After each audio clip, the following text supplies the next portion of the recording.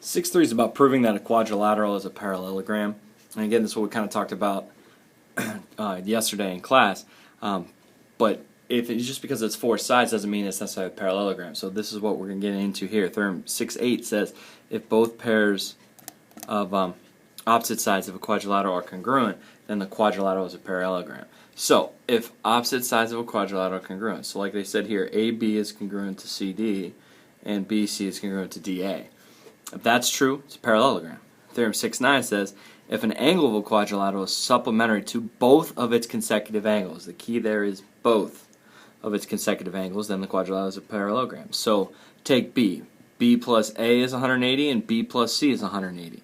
That's going to give me a parallelogram. And Theorem 6.10 talks about if both pairs of opposite angles of a quadrilateral are congruent, then the quadrilateral is a parallelogram. So angle B congruent to angle D, and angle A congruent to angle C. Again, keyword, both pairs, if both pairs of opposite angles. Problem 1 talks about what value of y must PQRS be a parallelogram.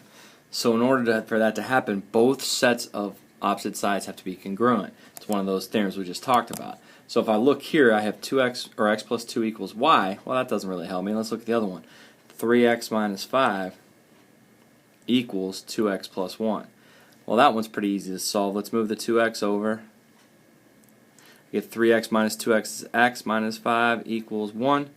Add 5 to both sides, I get x equals 6.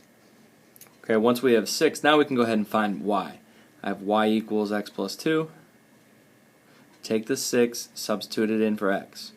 Y equals 6 plus 2, which is 8.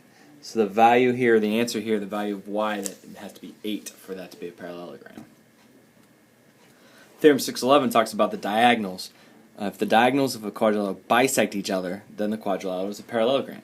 So if BE is congruent to DE and AC is congruent to EC, it's a parallelogram. So again, proving that it's parallelogram comes down, easiest way to do it is the diagonals of the parallelogram or the quadrilateral.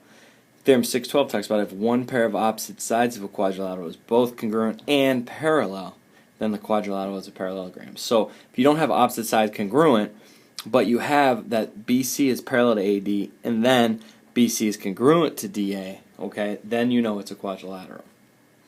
Problem 2, can you prove the quadrilateral is a parallelogram based on the info? In A, they're given that AB is 5 and CD equals 5, and then the measurement of angle A equals 50 and angle D equals 130. Let's take a look at the angles first here.